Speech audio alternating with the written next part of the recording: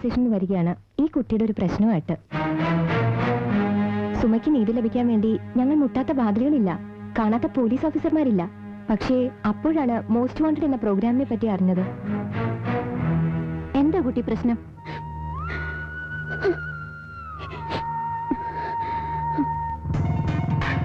കോളേജിൽ വെച്ചാണ് ഞാൻ ആദ്യമായി നെൽസനെ പരിചയപ്പെടുന്നത്.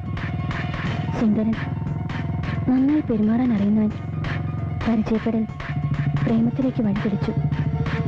അങ്ങനെ ഇരിക്കെ ഒരു ദിവസം ഞങ്ങളൊരു പിക്നിക്കിന് പോയി.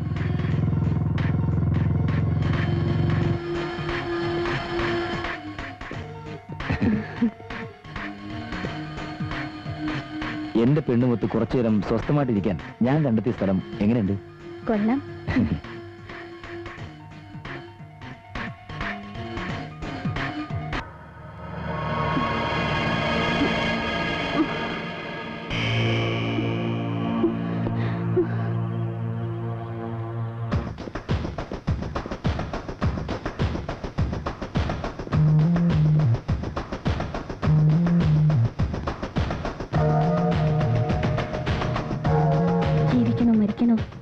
എന്നതായിരുന്നു എന്റെ മുന്നിലുള്ള ഏറ്റവും വലിയ ചോദ്യം.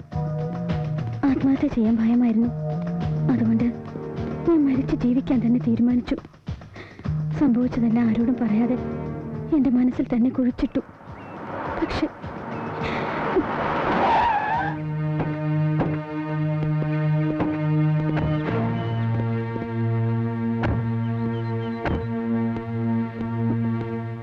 സുമ അല്ലേ? അതെ, ഞാൻ അനിരുദ്ധൻ. എന്താ പേരെന്താ പറഞ്ഞേ? അനിരുദ്ധൻ.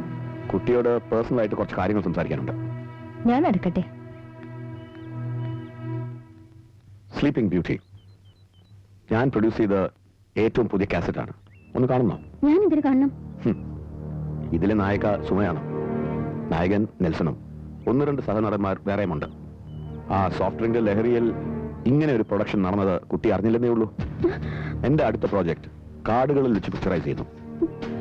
കാട്ടിന്റെ അകത്ത് പെട്ടുപോകുന്ന ഒരു മാൻപേടയെ ആദിവാസികൾ പിച്ചി ചീന്തുന്ന കഥ. ആ മാൻപേട സുമ തന്നെയാണ്. ഈ വരുന്ന 10th ഷൂട്ടിംഗ്. ഞാൻ വന്ന് പിക്ക് ചെയ്തോളാം. എടുത്തു ചാടി വരാൻ പറ്റില്ലെന്നൊന്നും പറയണ്ട. ഇന്റർനെറ്റിലൂടെ ഇത് ലോകം മുഴുവൻ എത്തും.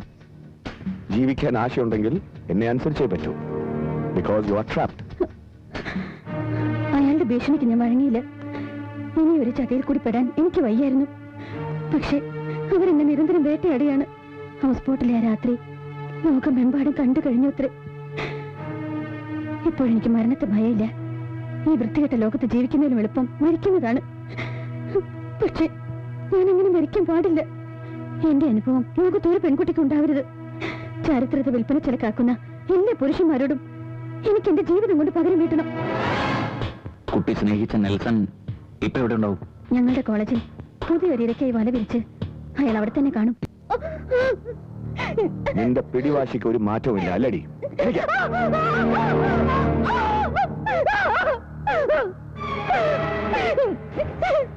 കാമം, ദാനം, ഭേദം, ദണ്ണം എല്ലാം കഴിഞ്ഞു. ഇനിയുള്ളത് സംഹാരമാണ്. വാ, നിനക്ക് ഞാൻ ആ വഴി കാണിച്ചു തരാം. വാ.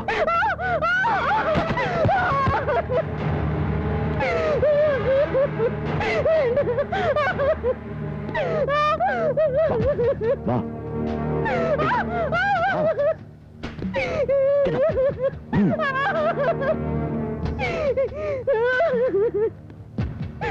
എന്റെ ഇഷ്ടത്തിന് വഴങ്ങാത്ത ഭാര്യയെ എനിക്ക് ആവശ്യമില്ല. എന്റെ രഹസ്യങ്ങളെല്ലാം അറിയാവുന്ന നിന്നെ വെളിവിടാനും എനിക്ക് നിവൃത്തിയില്ല. താലി കെട്ടിയ ഈ കൈകൊണ്ട് കഴുത്തു ഞെരുക്കാനും മനസ്സ് വരുന്നില്ല. അതുകൊണ്ട് നീ മനസ്സിലാക്കിക്കോ, ഇവിടെ നിന്ന് രക്ഷപ്പെടാനുള്ള ഏക മാർഗം മരണം മാത്രമാണ്.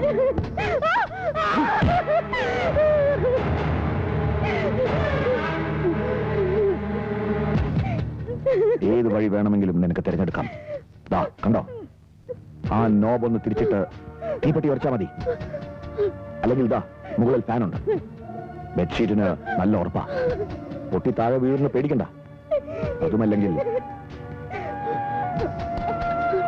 കണ്ടില്ലേ, നല്ല മൂർച്ചയുള്ള കത്തി.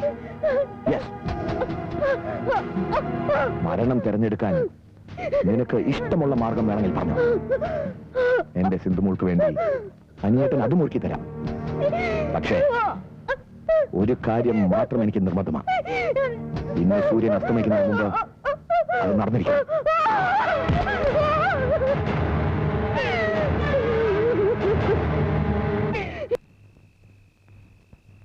ഇയാളാണ് ഫിലിം ആർട്ട് ഡയറക്ടർ മനുരാജ്.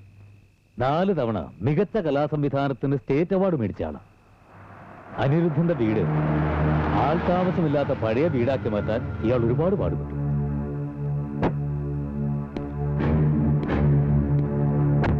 കൊള്ളാം, വിജയാഘോഷമാവും. എട്ടും പൊട്ടും തിരിയാത്ത ഒരു പെണ്ണിനെ പ്രേമം നടിച്ച് വശത്താക്കി താലി കെട്ടി തന്റെ താല്പര്യങ്ങൾക്ക് വഴങ്ങുന്നില്ല എന്ന് കണ്ടപ്പോ അവളെ എന്നേക്കുമായി കിടക്കയിലാക്കി. എന്നിട്ടിതാ കേസിൽ നിന്ന് പുഷ്പം പോലെ ഊരി. വിജയം ആഘോഷിക്കാൻ മറ്റെന്ത് വേണം? Exactly, yes, it's A celebration. വേണമെങ്കിൽ ക്യാപ്റ്റനും കൂടാം. ടെൻഷൻ മാറ്റാൻ നല്ലതാണ്. ഇപ്പോ ഇവിടെ വച്ച് ഈ നിമിഷം നിന്നെ എനിക്ക് അവസാനിപ്പിക്കാൻ അറിയാഞ്ഞിട്ടല്ല.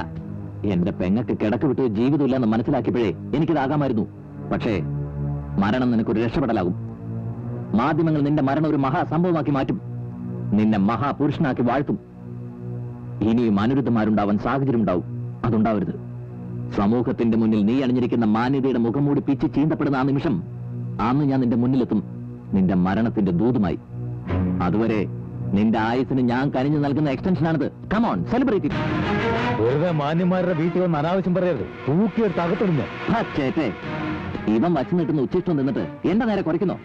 ഞാൻ അണിയുന്ന യൂണിഫോം കണ്ട നിന്റെ തലപ്പത്തിരിക്കുന്നവരോ എന്റെ മുമ്പിൽ സല്യൂട്ട് അടിച്ച് ഓച്ചാനിച്ച് നിൽക്കും. സിദ്ധാർത്ഥനെ തൂക്കി അകത്തിരുന്നാല് നിന്റെ തലയിലിരിക്കുന്ന തൊപ്പിയും തോളത്തിരിക്കുന്ന നക്ഷത്രങ്ങൾ തികയാതെ വരും. എന്താ സംശയമുണ്ടോ? ഒരു മിലിറ്ററിക്കാരന്റെ അച്ചടക്കത്തിന്റെ ഭാഗമായി കൂട്ടിയാൽ മതി. നിനക്കൊരു മുന്നറിയിപ്പ് തരാനാ വന്നത്. നിന്റെ നാളുകൾ എണ്ണപ്പെട്ട് കഴിഞ്ഞു. ഒരു നിയമത്തിന് ഞാൻ നിന്നെ വിട്ടുകൊടുക്കില്ല.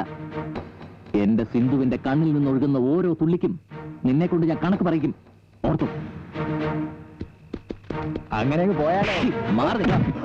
ഇവനെ പോലുള്ള ദാസന്മാരെ എപ്പോഴും കൂടെ കൊണ്ട് നടക്കണം. കാരണം നിന്റെ ഡെഡ് ബോഡി എടുത്ത് മാറ്റാൻ ഉപകരിക്കും.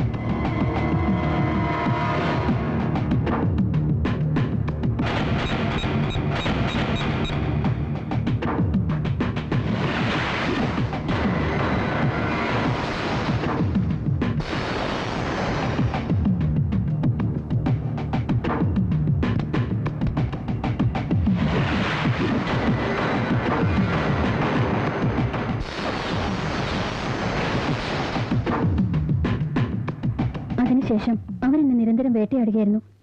അനിരുദ്ധൻ എന്ന് പറയുന്ന ഒരാൾ എന്നെ വഴിയിൽ തടഞ്ഞു നിർത്തി ഭീഷണിപ്പെടുത്തി.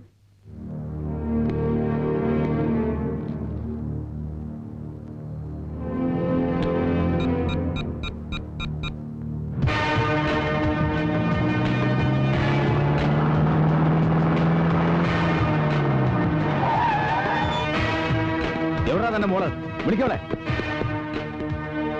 ഞാനിവിടെ ഉണ്ട്. ഇപ്പഴാ എനിക്ക് നിന്നെ പിടികിട്ടിയത്.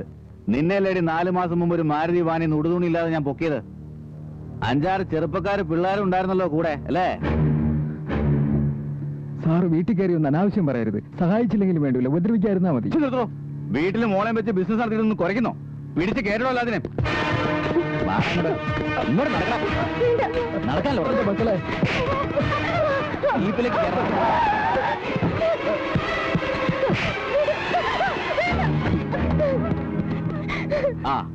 കറക്റ്റ് സമയത്ത് എത്തിയല്ലോ. Media journalist most wanted miss Neena Cherian. ഞാനിവിടെ അച്ഛനും മകളും കൂടി പട്ടാ പോലെ നടന്നൊരു വ്യഭിചാരശാല റെയ്ഡ് ചെയ്യാൻ വന്നതാ. അല്ല, ക്യാമറ എടുത്തില്ലേ? നല്ല ബോൾഡായിട്ട് ടി വി കൊടുക്കാമായിരുന്നു. നല്ല ബോൾഡായിട്ട് നിങ്ങളുടെ പടം ഞാൻ ടി വി കാണിക്കും. ഇപ്പോഴല്ല, പിന്നീട്. അന്ന് പക്ഷേ ഈ തലയിൽ തൊപ്പി കാണുമെന്നോ സംശയം. ഒരു സർക്കിളിന്റെ തൊപ്പിയൊക്കെ ഞാൻ വിചാരിച്ചാലും തെറിപ്പിക്കാൻ കഴിയും. നിർത്തലിന്റെ കവലപ്രസംഗം. എന്റെ മുമ്പിൽ നിന്ന് പ്രകടനം നടത്തിയ ഇടിച്ചിന്റെ കൂമ്പുവാട്ടികളെയും. പെണ്ണാണെന്നും ഞാൻ നോക്കില്ല. എന്താ സാർ തല്ലാത്തത്?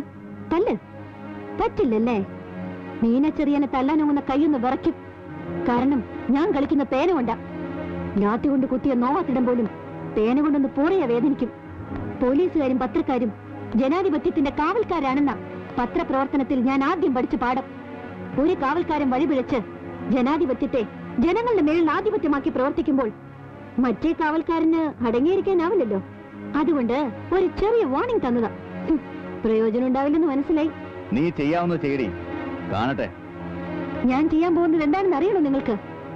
ഇന്ത്യൻ പീനൽ കോഡ് അനുസരിച്ച് ഇമ്മോറൽ ട്രാഫിക് പിടികൂടാനുള്ള അധികാരം ഡിവൈഎസ്പി റാങ്കിൽ കുറയാത്ത ഒരു ഉദ്യോഗസ്ഥനാണുള്ളത്. സാധാ സർക്കിളായ തോമസ് ജോസ് സുമി എന്ന പെൺകുട്ടി അറസ്റ്റ് ചെയ്ത് കേസ് ചാർജ് ചെയ്യാൻ ഡിവൈഎസ്പി റാങ്കിലുള്ള ഉദ്യോഗസ്ഥനെ അന്വേഷിച്ച് ഇന്നലെ രാത്രി ഉറക്കമൊഴിച്ചത് ഞാൻ അറിഞ്ഞു. എവിടെ കിട്ടാൻ? സാറിന് അറിയില്ലെങ്കിലും സാറിന്റെ തലപ്പത്തുള്ളവർക്കറിയാം. നീന ചെറിയൻ ഏറ്റെടുത്ത കേസിൽ ഇത്രയും ചീപ്പ് നമ്പർ ഇറക്കിയാൽ ചീഞ്ഞു നാറുമെന്ന്. രാമേശ്വരത്തെ തീർത്ഥക്കുളത്തിൽ 101 മുങ്ങി നിവർന്നാലും ആ നാറ്റം പോവില്ലെന്ന്. നട്ടലുണ്ടേൽ ഇവിടെ അറസ്റ്റ് ചെയ്യും സാറേ. പിന്നെ സാറ് പറഞ്ഞതുപോലെ ക്യാമറയും കൊണ്ടുവന്ന് നല്ല ബോൾഡായിട്ട് ഷൂട്ട് ചെയ്യാം. കളഞ്ഞിട്ട് വാടോ.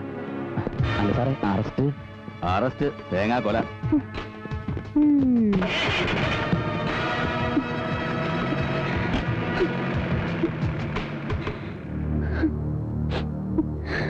ഇനി നീ ഇവിടെ നിൽക്കുന്നത് നിന്റെ ജീവന് തന്നെ ആപത്താ. നിനക്ക് പറ്റിയ സ്ഥലം ഞാൻ കാണിച്ചു തരാം. വാ.